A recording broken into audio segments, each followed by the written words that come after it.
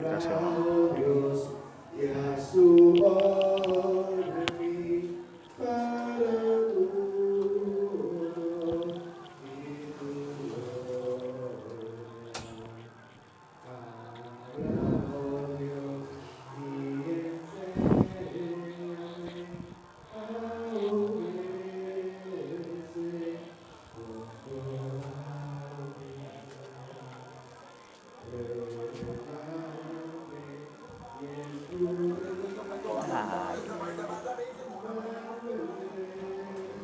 toda de tu santidad. Haz crecer mi fe, haz que pueda ver tu glorioso amor y tu autoridad. Que tu voz de gran poder y de ser la incredulidad. Habla, oh Dios, y renuévame para comprender tus propósitos. Tu verdad nunca cambiará, permanecerá por la eternidad. Junto a ti, por fe, yo caminaré. Tus promesas son mi único sostén. Habla, oh Dios, y edifícanos, llena el mundo de tu gloria. Hermanos, vamos a recibir a los hermanos y los golpes con la exhortación de la palabra de Dios.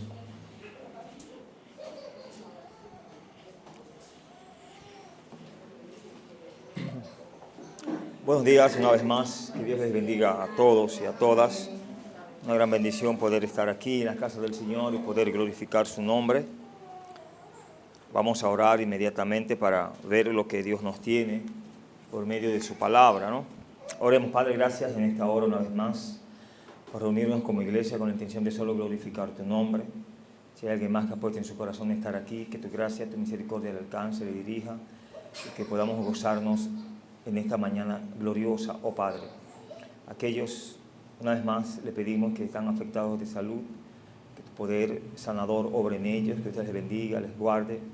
Y aquellos que por alguna u otra causa no vemos aquí, que usted derrame una doble bendición de igual manera para ellos y que pronto podamos verles aquí y gozarnos en tu casa y en tu nombre. De paso, apelamos a la sangre de Cristo una vez más, que nos limpies, nos purifiques, que permitas que podamos dar loor a tu nombre en santidad y honor a usted, Señor. Guárdenos de pecar contra usted. Reconocemos de que solo somos un instrumento en tus manos y que solo tu gracia y tu misericordia, Señor, son posibles para hacer esta obra. Señor, gracias por todo, en el nombre de Jesús. Amén. Bien, pueden sentarse. Hemos estado viendo lo que el libro de Isaías nos muestra en su capítulo 1 y pudimos ver en la vez anterior lo que nos dice el verso 1 y su explicación en su momento. Vemos que Isaías 1:1 dice: visión de Isaías, hijo de Amós, la cual vio acerca de Judá y Jerusalén en días de Usías, Jotán, Acaz y Ezequías, reyes de Judá.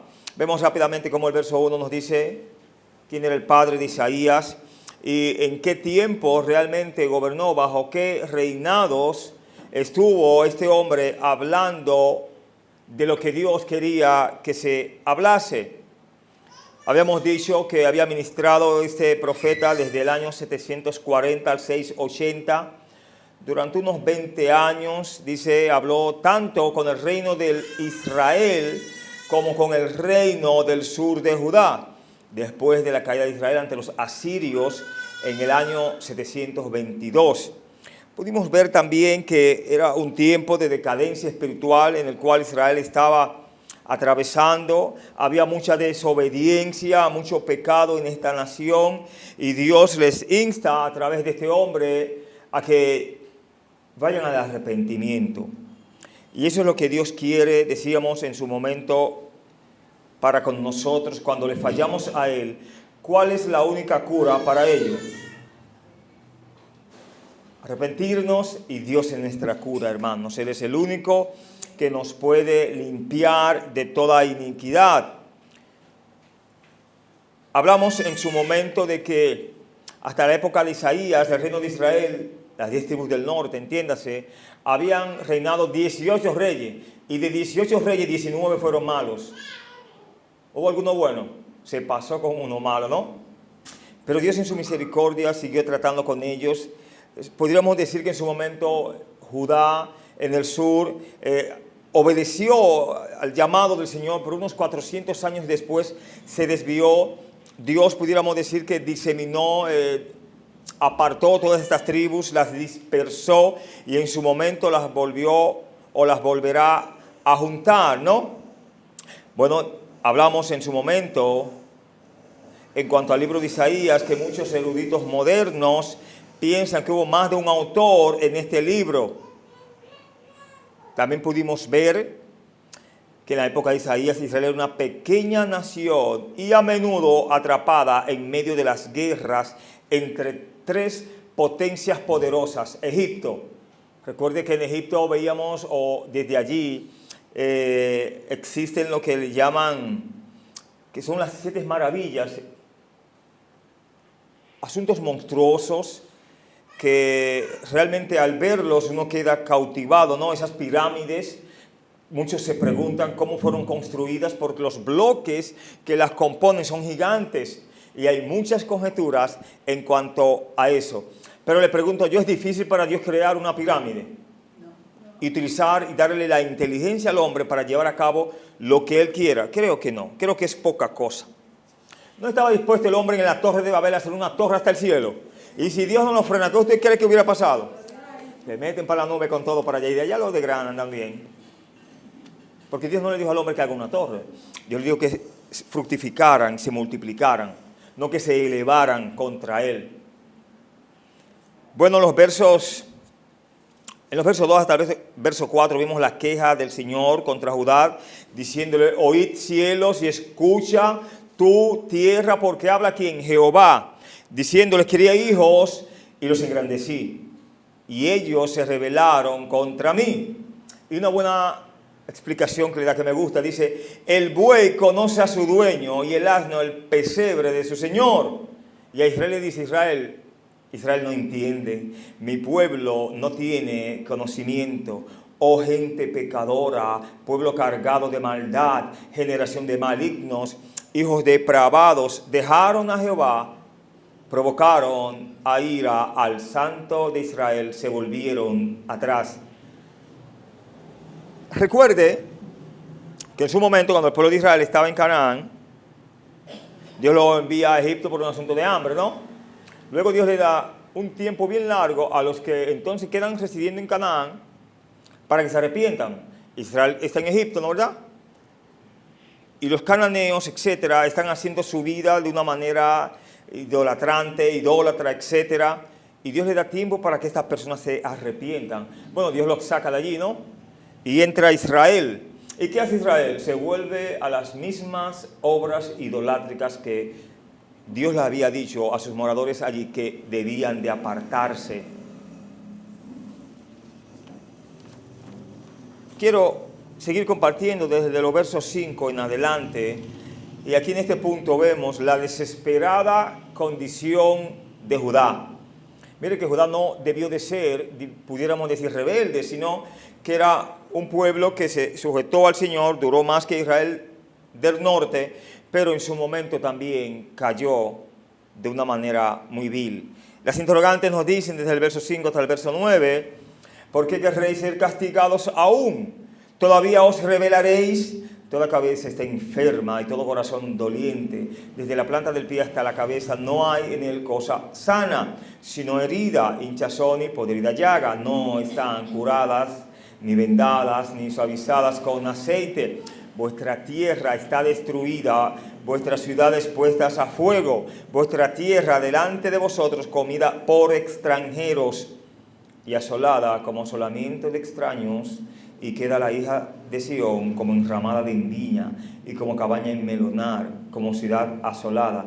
Si Jehová de los ejércitos no nos hubiese dejado un resto pequeño como Sodoma, fuéramos y semejantes a Gomorra.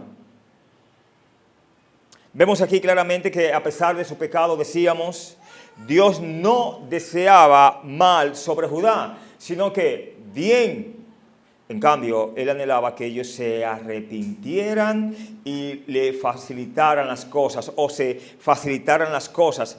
Dios ha estado castigando a Judá y ellos no han respondido. ¿A quiénes le mandaba Dios a ellos? A los asirios, a los egipcios, etc. Los mismos babilonios fueron bien fuertes con Israel. Recuerden que en su momento, cuando en Babilonia se dictó una orden o un edicto donde todo hombre, mujer, etc. debía de postrarse ante una imagen, y hubieron hombres de Dios, o hubo hombres de Dios que dijeron, ante Dios solamente nos postramos. Bueno, si no se van a postrar ante la imagen, serán echados en el horno de fuego, ¿no? Un horno ardiente. Bueno, sepas, oh rey, que aunque nos eches en el horno, no te obedeceremos. Si he de morir, muramos. Esta gente estaban claros en lo que era la resurrección, entiendo yo. Estaban tan claros que yo había una viña o una vida celestial más hermosa que esta. Y así fue, y usted sabe la historia, como cuando arrojan, ¿cuántos fueron? 3. Fueron 3 que echaron, ¿no? ¿Y por qué aparecieron 4, hermano, entonces? ¿Se equivocó la Biblia ahí? El que los guardaba a ellos también se metió ahí. Vámonos todos, yo estoy con ellos. Hermanos, Dios siempre peleará nuestras batallas. Pero tú y yo debemos de confiar en Él. Debemos de reconocer que si en esta vida tenemos que hacer sacrificios por el Señor, hagámoslo. Que Dios también se sacrificará por nosotros. Dios dice en su palabra que Él honra a quienes le honra, pero también le tendrá en poco a aquellos que le desprecian. Eso es hermoso, ¿sabía? En este contexto, aquí Dios ha estado castigando a Judá y ellos no han respondido. Ellos continuarían siendo castigados mientras siguieran rebelando, mientras tú y yo vivamos y sigamos en un pecado tal. Dios, hermanos, hasta que no nos cure, no nos dejará de dar la medicina. Y Él sí sabe cómo curarnos, Él sí sabe cómo reprendernos, cómo disciplinarnos. ¿Qué hijo hay a quien su padre no disciplina? Así es Dios. Sigue diciendo en la parte B del verso 5, todavía os revelaréis, toda cabeza está enferma y todo corazón doliente. Debido a su rebelión contra Dios, Judá estaba en un mal lugar, en una mala posición. Aquí es donde los trajo su desobediencia y falta de sumisión. Hermanos, el pecado es una enfermedad. Y por lo regular, todas las enfermedades que hacen, si no se corrigen, matan. El pecado no solo te mata literal, sino que te mata ¿qué? Espiritualmente. Y es más grave esa muerte.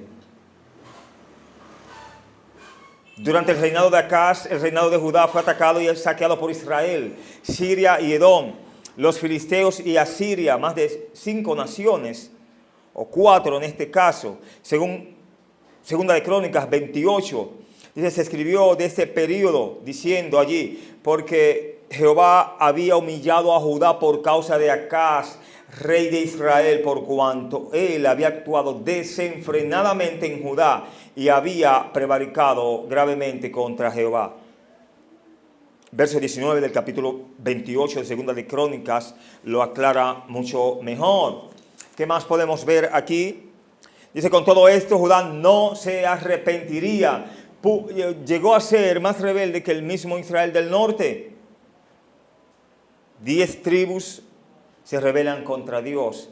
2 tribus que podían arrepentirse decidían darle la espalda a Dios, Judá en este caso. ¿Qué pasó entonces con estas naciones? Su pecado les trajo grandes problemas y eso es lo que trae el pecado en nuestras vidas. ¿Sabía usted? Grandes problemas. Pero aún así prefirieron su pecado con todos sus problemas que someterse ¿a quién? A Dios. Hay personas que entienden que en su vida de pecado, si deciden arrepentirse y convertirse, deben de dejar su pecado, ¿no? Dejar las cosas que ellos saben que están haciendo mal.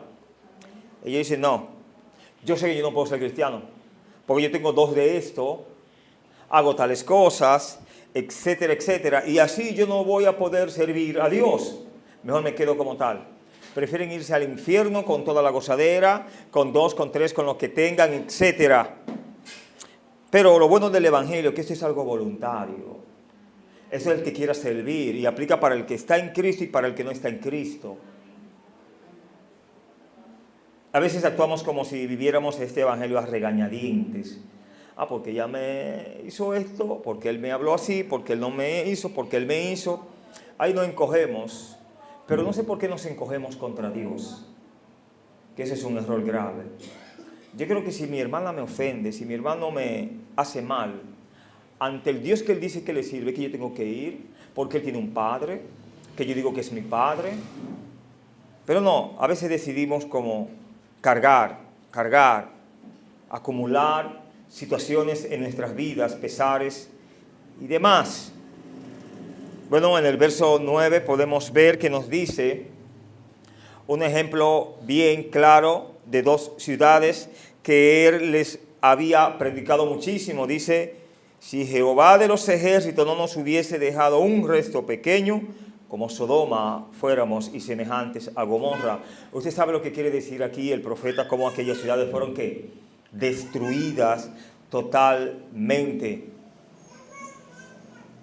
Un gran, pudiéramos decir, fenómeno atmosférico acabó con esta ciudad, cayendo ¿qué? Fuego del cielo, en otras palabras, granizo en forma de fuego. Tan malo como era el estado de Judá debido a su pecado, podría haber sido peor. Era solo por la misericordia de Dios que sobrevivían. ¿Qué pasó con Sodoma y Gomorra? Fueron ¿qué? Totalmente destruidas, sin ni siquiera un resto pequeño para continuar. E incluso en medio del juicio Dios mostraba su misericordia a Judá. Los versos 10, Dios les habla allí a sus líderes, a sus príncipes, diciendo, príncipes de Sodoma, oíd la palabra de Jehová, escuchad la ley de nuestro Dios. Pueblo de Gomorra, ¿para qué me sirve, dice Jehová, la multitud de vuestros sacrificios, hastiado estoy de holocaustos, de carneros y de cebo de animales gordos? No quiero sangre de bueyes, ni de ovejas, ni de machos cabríos. Quien demanda esto de vuestras manos, cuando venís a presentaros delante de mí para hollar mis atrios, no me traigáis más vana ofrenda. El incienso me es abominación, la luna nueva y día de reposo, el convocar asambleas no lo puedo sufrir. Son iniquidad vuestras fiestas solemnes, vuestras lunas nuevas y vuestras fiestas solemnes las tiene aborrecidas mi alma. Me son gravosas, cansado estoy de soportarlas. Cuando extendáis vuestras manos, yo esconderé de vosotros mis ojos. Asimismo, cuando multipliquéis la oración, yo no oiré. Llenas están de sangre vuestras manos. ¿De qué estaban llenas las manos de esta nación? De sangre. Hablándoles aquí a los príncipes de Sodoma, Dios obviamente estaba tratando de llamar la atención de los líderes y el pueblo de Judá. Hizo esto asociándolos con 2 ciudades sinónimo de ¿qué? De pecado. Pero donde hay pecado, al final, ¿qué te cree que va a haber? De parte de Dios. Juicio de parte de Dios. ¿Para qué me sirve, dice Jehová, la multitud de vuestros sacrificios? Incluso en medio de su rebelión, Judá continuaba sus ceremonias religiosas y rituales. ellos continuaban los sacrificios y los holocaustos. Ellos continuaban los sacrificios, ellos continuaban los holocaustos, ellos continuaban el cebo de animales gordos, ellos continuaban quemando incienso, ellos continuaban sus asambleas y sus fiestas solemnes. ¿Y cómo Dios se sentía de ellos o qué Dios decía de ellos? Una palabra fuerte de parte de Dios. Estoy harto de estas cosas, no las puedo soportar. Dios jamás tolerará ni soportará el pecado en nuestras vidas. ¿Sabía eso? Para Dios no hay ningún predilecto, ningún hijo más bello que otro. Al contrario, mientras más bello es el hijo y esté en pecado, más fuerte será corregido. ¿Sabía eso? Y va para los que no son lindos también, por si acaso, que quieren escapar, Sigue diciendo aquí, o más bien podemos ver cómo Dios describe su reacción a estos rituales religiosos, diciendo, hastiado estoy, no me traigáis más ofrenda. Para él esa ofrenda, ¿cómo era? Vana. ¿Cómo era? Abominación. Lo soportaba. Dice, no lo puedo sufrir. Las tiene aborrecidas mi alma, dice claramente, le eran gravosas. Cansado estaba ¿de qué? De soportarlas. La idea o este pensamiento aleccionador, podemos ofrecerle a Dios todo tipo de rituales y ceremonias religiosas, todo tipo de servicio religioso. Él puede odiarlos y considerarlos una abominación. Cuando usted y yo estamos haciendo las cosas, no de corazón, haciéndolas para tomar gloria, eso no sube ni al techo. Eso no trae gloria a Dios para nada. Y lo que más trae para nosotros es sufrimiento, porque hasta que usted no reconoce que debe de dejar el orgullo en su vida como hijo de Dios, no vamos a prosperar. Cuando usted entienda que los talentos y dones que tenemos son ¿de quién? De Dios. No son nuestros. Usted tiene ese talento cuando usted estaba pequeño o pequeña, ya usted cantaba, ya usted adoraba al Señor, leía la Biblia, sabía que tenía a Dios como su Señor y Salvador. Ni aunque hubiese nacido en la iglesia, supiese eso. Quizás en medio de toda su calamidad, descrita en el verso 1 descrita en el verso 5 hasta el verso 9, Judá pensó que la respuesta estaba en las ceremonias religiosas, en su versión antigua de asistencia a la iglesia y unos pocos dólares a la ofrenda. Pero si su corazón no estaba cambiado, humilde y rendido al Señor, no hacía ninguna diferencia. Sin el corazón correcto, Dios odiaba sus ceremonias y servicio religioso. Cuando los pecadores están bajo los juicios de Dios, es más fácil llevarlos a volar a sus devociones que abandonar sus pecados y reformar sus vidas.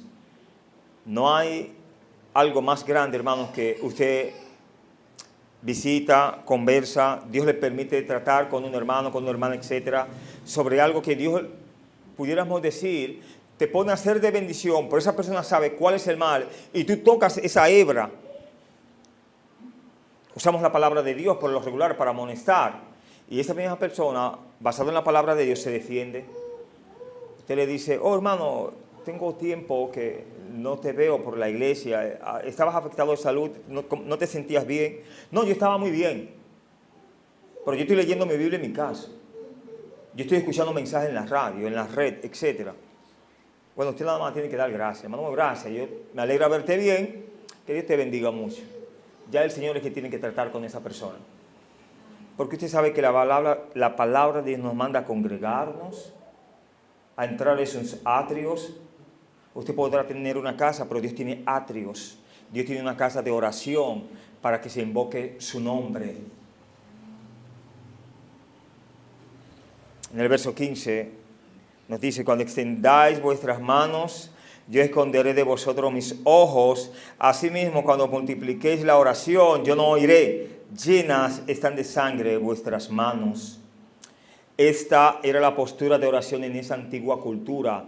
En lugar de orar con la cabeza inclinada y las manos juntas, oraban con el rostro vuelto al cielo y las manos extendidas al cielo. Por lo que cuando ellos oraban, el Señor diría, yo esconderé de vosotros mis ojos, no oiré. Podemos estar seguros que en medio de todas estas ceremonias religiosas había muchas finas oraciones ofrecidas, muchas oraciones elocuentes, emocionantes y emocionales eran dichas, pero eran oraciones como vacías, vanas repeticiones, en otras palabras, huecas, sin uso alguno, porque Dios miraba a Judá y decía, ¿cómo estaban estas oraciones exclamadas hacia él? Llenas están de sangre vuestras manos. Dios no podía mirar sus manos cuando ellos se expresaban ante Dios. Es tan fácil, hermanos, apartarnos de un pecado, y es tan fácil para Dios perdonarnos. Pero si tú y yo lo hacemos difícil, se le hará difícil a Dios, porque Él espera por ti, Él espera por mí, que vivamos vida como santas, agradables a Él, que reconozcamos, hermanos, que no somos nada en esta vida, y si Él nos ha dado la oportunidad de servirle, ¿por qué servirle de la manera que queremos?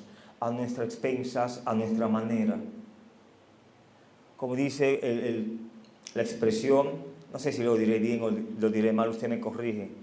Por cualquier quítame la paja, ya estamos ofendidos. No me llamaron a mí, la llamaron a ella. Parece que ella está mejor con Dios, o ella está mejor con el pastor, o ella no está, etcétera, etcétera. ¿Qué tengo yo? Que el Señor nos enseñe en este año, hermanos, a madurar más.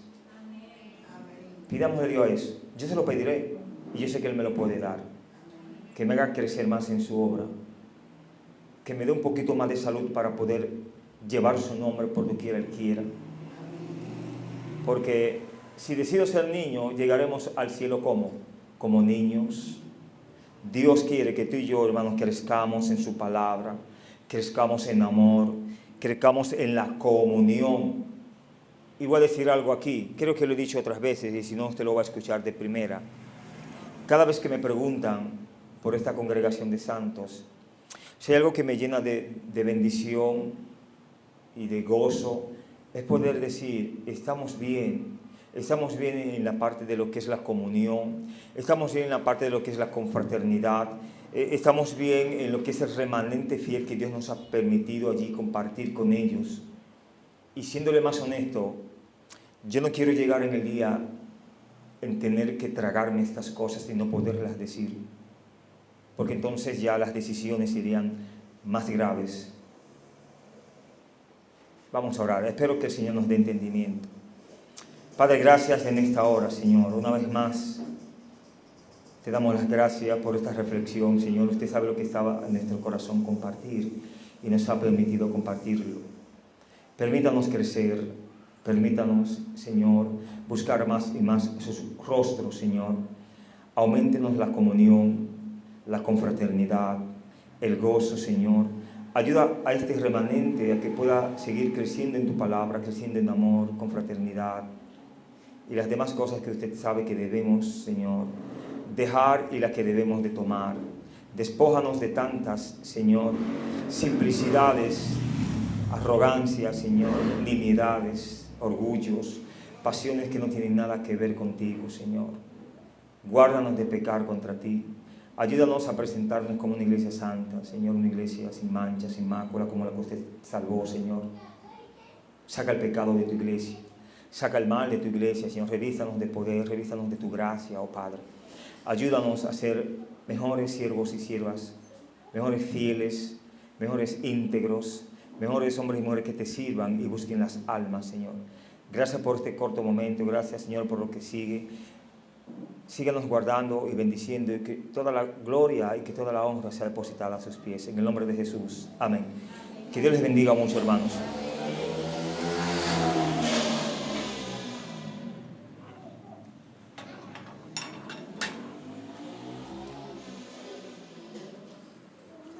Y vamos a pasar tiempo de regulación de diezmos y ofrendas. Vamos a pedir a los hermanos Gustavo Arias que pase por acá.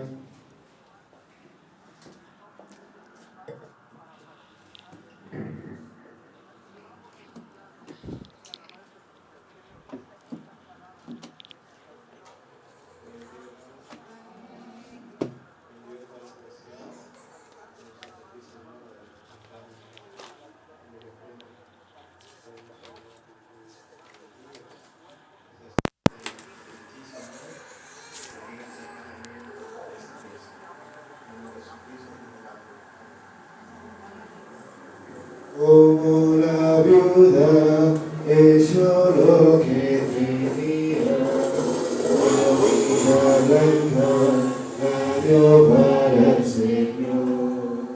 Amado hermano, si tú das para Cristo, recibirás la bendición de Dios.